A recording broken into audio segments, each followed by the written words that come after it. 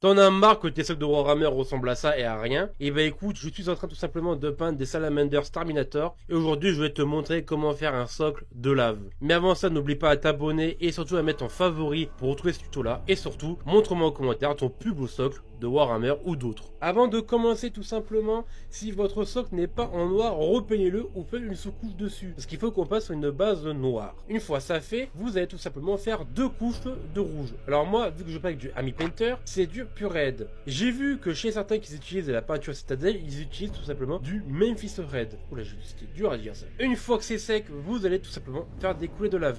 Donc moi j'utilise du Lava Orange, mais en version Game Workshop c'est du Fire Dragon Bright. Donc en gros vous allez faire des petits coulées de lave, petits ou grands, c'est à vous de voir. Donc moi après tout simplement j'ai décidé de faire une petite coulée de lave jaune.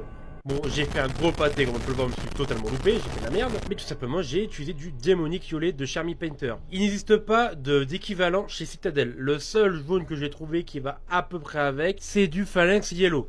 Donc voilà. Nous allons du coup passer à l'étape la plus importante, tout simplement la peinture craquelée. Vous pouvez prendre n'importe quelle peinture craquelée qui existe. Moi j'ai du Christopher. Par contre, il faut faire très attention, ça met énormément de temps à sécher. Surtout avoir le résultat de craquelage. Par exemple, pour moi, j'ai dû attendre 4 heures.